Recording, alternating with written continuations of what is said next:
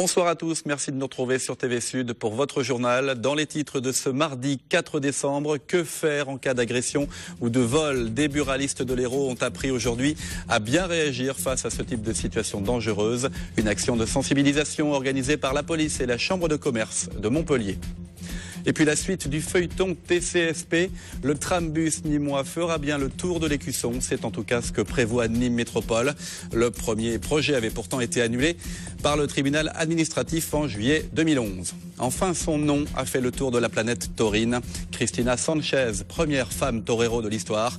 Une carrière terminée, mais la blonde torera s'est reconvertie en chef d'une petite entreprise de création de mode. Une belle rencontre à la fin de ce journal. Mais on commence par du football. Ultime match de Ligue des Champions pour des Montpelliérains qui reçoivent les Allemands de Schalke 04 ce soir à la Mosson. Coup d'envoi 20h45. Les hommes de René Girard sont déjà éliminés de la prestigieuse compétition européenne. Mais ils veulent sauver l'honneur du club. Ils vont tout faire pour gagner, mais même quitter cette Ligue des Champions la tête haute. Écoutez. Ce sera un nouveau match avec l'objectif d'avoir au moins une première victoire en Ligue des Champions cette saison. C'est pas passé loin à plusieurs reprises, notamment on n'a pas été ridicule dans ce groupe-là. Il y avait la place, comme pas mal de gens le disent, mais avec un peu plus d'expérience, un peu plus de maturité, on aurait peut-être pu espérer autre chose. Maintenant, on va essayer de quitter cette compétition de la tête haute. Comment réagir face à un braquage, une agression, un vol? Des buralistes de l'Hérault ont appris aujourd'hui les bons réflexes à adopter face à ce type de situation délicate. Une action de sensibilisation organisée par la police et la Chambre de commerce et d'industrie de Montpellier. Une journée pour apprendre, mais aussi pour recevoir une aide psychologique si nécessaire. Reportage Mouad Eliakabi. Sur le présentoir. Ne bougez pas, que personne ne bouge. Chez vous. On s'y croirait presque, et c'est bien là le but de l'exercice. Pendant une journée, une vingtaine de buralistes a bénéficié d'une formation express sur les réflexes à avoir en cas d'agression. Vol à main armée, clients agressifs ou simples incivilités, les commerçants ont été confrontés à toutes sortes de situations avec à chaque fois des exercices concrets. Encadrés par des policiers, chaque simulation était ensuite débriefée. L'important, c'est de donner très vite le secteur, le nombre d'individus, le signalement, on reviendra dessus tout à l'heure, et éventuellement une direction de fuite pour qu'en quelques secondes, les équipages qui sont sur le terrain puissent se rapprocher de vous. D'essayer de rester lucide, de rester calme, d'essayer d'analyser, comme ils nous ont expliqué, d'analyser la situation, d'essayer de repérer le maximum d'indices. Une psychologue était également présente. Certaines agressions peuvent en effet marquer les victimes. Au vu de la situation économique, nombre de commerçants n'hésitent pas à reprendre leurs activités sans se laisser le temps de digérer les événements. Insomnie, sentiment d'étrangeté sont des syndromes récurrents qu'il ne faut surtout pas sous-estimer. Si les symptômes ne diminuent pas, persistent, ça veut dire aussi c'est d'aller du côté d'aller rencontrer un spécialiste pour qu'il y ait sur l'affaire de quelques séances pour qu'on arrive à travailler et que ça ne devienne pas quelque chose qui se chronicise ou on tombe sur des pathologies. Cette journée a aussi été l'occasion pour les commerçants de partager avec les autorités sur des questions techniques, notamment sur la vidéosurveillance ou la légitime défense, et pour certains d'entre eux, victimes d'agressions, de partager leurs expériences respectives. C'était le 11 novembre dernier, un accident entre deux voitures près du Parc Expo à Pérols avait causé la mort d'un bébé de 7 mois. En cause, un jeune gardois de 20 ans positif aux stupéfiants, cannabis et ecstasy. Il avait percuté le véhicule dans lequel se trouvaient l'enfant et ses parents. Ce midi, le chauffard présumé comparaissait devant la cour d'appel de Montpellier. Après les faits, le jeune homme avait été mis en examen pour homicide involontaire et conduite sous l'emprise de stupéfiants. Il avait été remis en liberté. Le parquet avait fait appel. Ce midi, sa mise en détention a été demandée. Décision du tribunal dans 48 heures. Écoutez.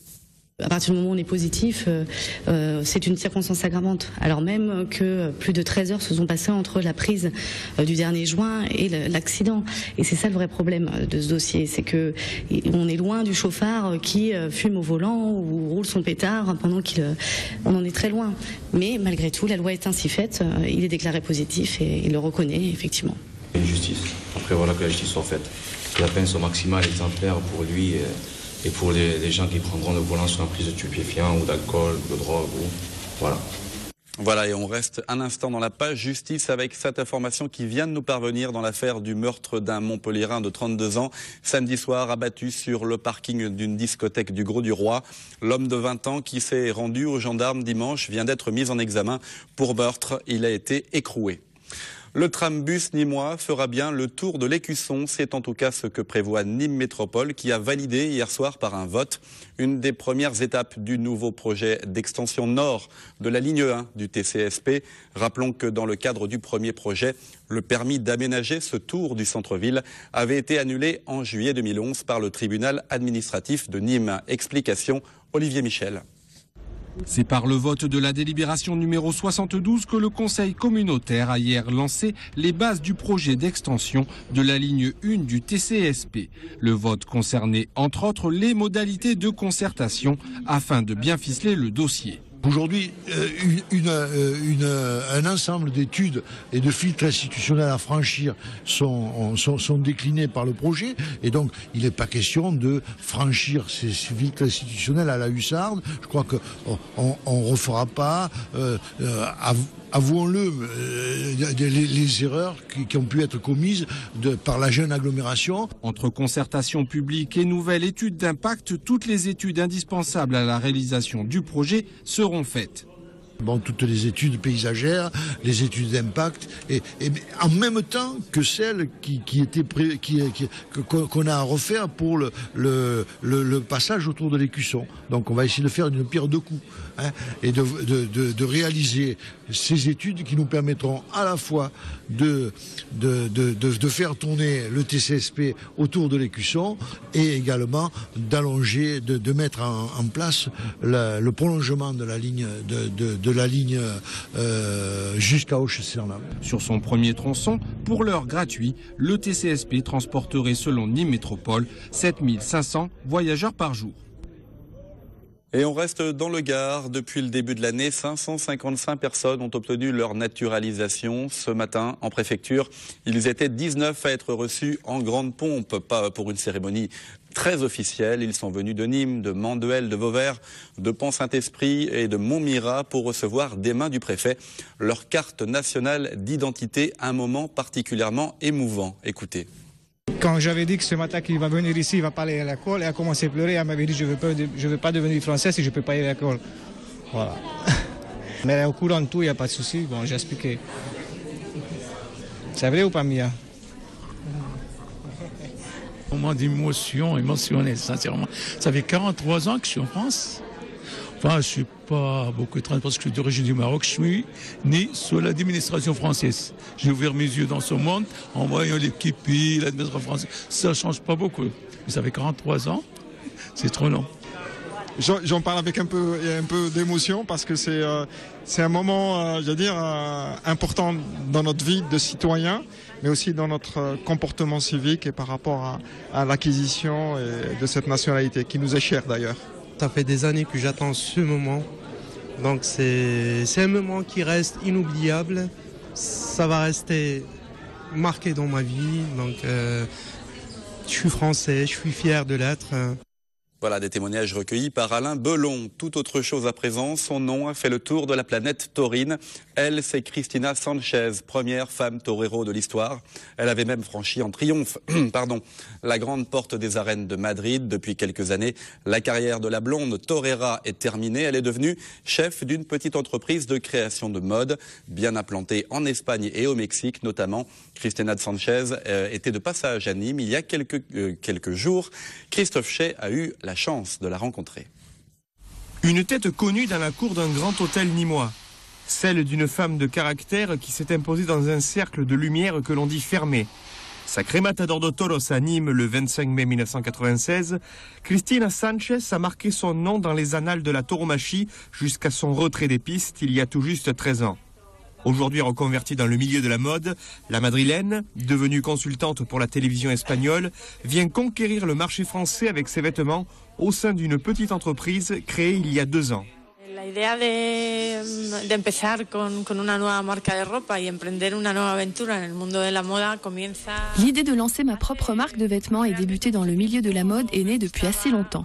Je voulais créer l'attention et réaliser ce projet, mais il m'était difficile de le faire du fait de mes engagements professionnels en tant que torero, mais aussi compte tenu de mon travail et de ma famille. J'ai donc attendu que mes enfants grandissent un peu et j'ai fini par concrétiser ce que j'avais mis dans un coin de ma tête. De passage à Nîmes, avant Arles et Saint-Tropez, la blonde torera compte surfer sur la vague du succès d'une marque rappelant la symbolique taurine.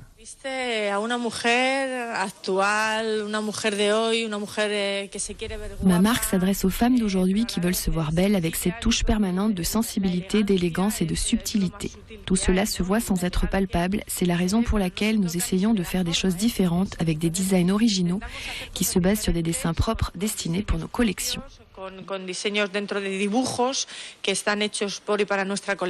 Avec 100 points de vente en Espagne, un à Mexico et Paris en ligne de mire, Cristina Sanchez se lance un nouveau défi.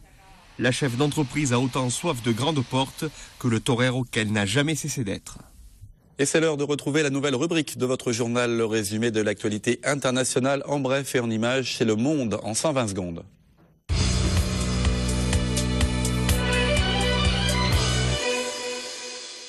Selon de hauts responsables américains, Bachar el-Assad serait sur le point d'utiliser des armes chimiques contre son peuple, telles que du gaz sarin, une situation inacceptable pour les États-Unis qui ont tout de suite réagi à cette menace. Aujourd'hui, je veux dire très clairement à Assad et à ceux qui obéissent à ses ordres que le monde entier vous observe. Les recours à des armes chimiques est et serait totalement inacceptable. Si vous commettez l'erreur tragique d'utiliser ces armes, il y aura des conséquences et vous en répondrez. La dégradation de la situation en Syrie a entraîné l'ONU à décider un retrait des troupes dans les plus brefs délais. L'OTAN s'est-elle déclarée prête à une intervention et a déployé plusieurs batteries de missiles patriotes aux frontières syriennes. L'Iran a annoncé avoir capturé un drone d'observation américain dans son espace aérien au-dessus des eaux du Golfe. La télévision iranienne a montré des images présentées comme celles de l'aéronef sans pilote capturé de couleur gris clair et qui semblait intacte. Jean-Claude Juncker, le Premier ministre luxembourgeois et président de l'Eurogroupe, a annoncé aujourd'hui sa volonté de quitter son poste européen. Le patron de la zone euro tenait la présidence depuis sa création en 2005. Son mandat est arrivé à terme le 17 juillet dernier. Parmi les candidats probables à sa succession, on retrouve Pierre Moscovici, actuel ministre français de l'économie et des finances. Le Royaume britannique attendait la nouvelle avec impatience, c'est désormais officiel. Le ou la future héritière du trône est en route. Un an après leur mariage, Kate et William annoncent l'arrivée d'un heureux événement. Si la duchesse de Cambridge a été admise à l'hôpital il y a quelques jours, pas d'inquiétude. Les nausées de la future maman sont tout à fait normales. Elle devrait d'ailleurs en sortir très vite.